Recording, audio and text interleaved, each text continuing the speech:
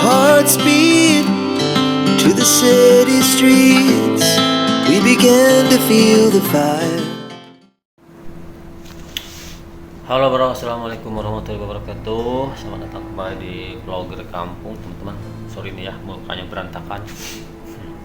Dan memang lagi kerja ya, dari tadi jam 2 pagi teman-teman. Sekarang jam berapa nih?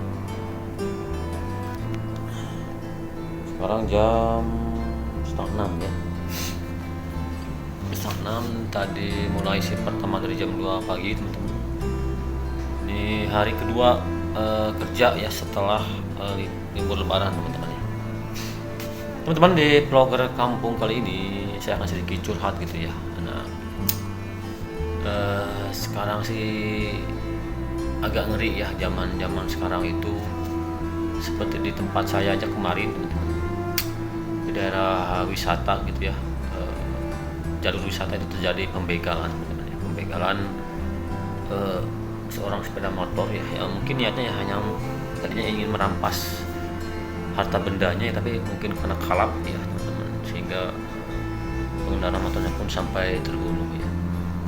Teman-teman, saya akan sedikit sharing aja apa yang ada di pikiran saya saat ini gitu ya. Kok kenapa saat ini orang-orang begitu berani ya, begitu nekat ya teman-teman ya, begitu nekat dan ya tidak segan-segan yang menghilangkan nyawa seseorang demi harta benda yang tidak seberapa teman-teman ya. Saya juga heran gitu ya. Ya pada dasarnya, pada intinya memang kembali ke keimanan masing-masing teman-teman ya. Kalau seseorang sudah percaya ya, kalau sudah kehilangan iman ya otomatis dia akan bisa melakukan apa saja teman-teman ya. Kejahatan, dari mulai kejahatan kecil sampai kejahatan besar ya. Bahkan mungkin yang tidak terbersit di pikiran kita pun akan terjadi, akan dilakukan oleh mereka yang memang tidak didasari dengan keimanan yang kuat teman-teman. Karena pun kita pun gitu ya, yang notabene taruhlah tuh ya, sholatnya agak kelewat, puasanya agak kelewat, sering zikir juga, toh kadang-kadang ada kalanya turun naik teman-teman ya. Kadang-kadang kita lagi di bawah nih iman kita kadang-kadang lepas kontrol gitu kan, emosi ya, apalagi yang memang mungkin tidak ada dasar keimanan, tidak ada di dalam hatinya ya lost gitu ya, bablas gitu ya. Apapun bisa dilakukan tanpa pikir panjang ya, dengan sekonyong-konyong gitu ya, dengan serta-merta tanpa berpikir sebab akibatnya gitu ya. Menurut saya intinya teman-teman ya, masalah cinta dunia gitu, terlalu cinta dunia mungkin ya, butuhnya gitu ya. Orang-orang takut akan miskin, orang-orang takut akan tidak makan gitu ya, orang-orang takut akan tidak punya uang. Tapi sebetulnya kan rezeki mati ya, jodoh itu sudah diatur sama yang kuasa, sama Allah Subhanahu wa taala ya.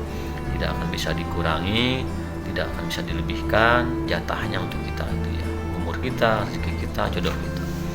Jadi intinya kita hanya bisa berikhtiar dan bertawakal ya, karena kuncinya kita itu beribadah. Kita diwajibkan, diciptakannya untuk beribadah. Jadi niatkan segala sesuatu itu untuk ibadah. Mulai kerja gitu ya, berpergian entah kemana, niatkan karena ibadah, langkahkan karena ibadah gitu ya.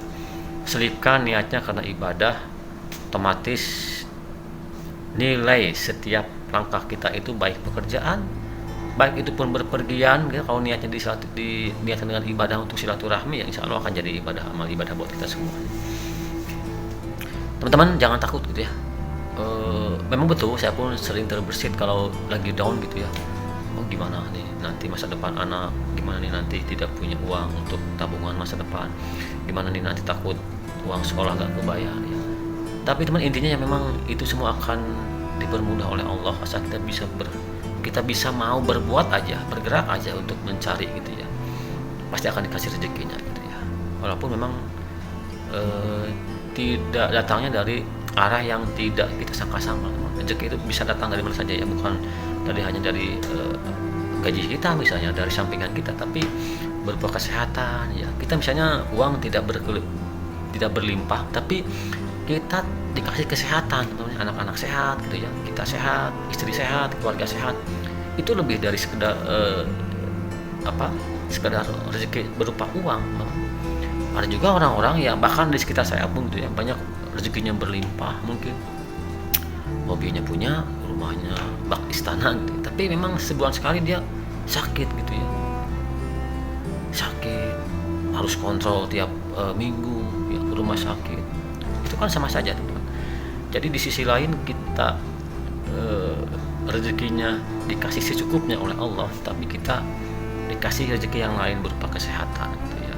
Kita bisa ngumpul sama keluarga, kita bisa senantiasa melaksanakan sholat 5 waktu dengan tepat gitu ya, dengan mudah ya. Bayangkan kalau kita ada di Gaza teman-teman, di Palestina, untuk makan aja susah, untuk sholat pun susah gitu ya, untuk berwudu pun susah. Nah, kita alangkah harus lebih bersyukur lagi berada di Indonesia, negeri aman ya, tentram.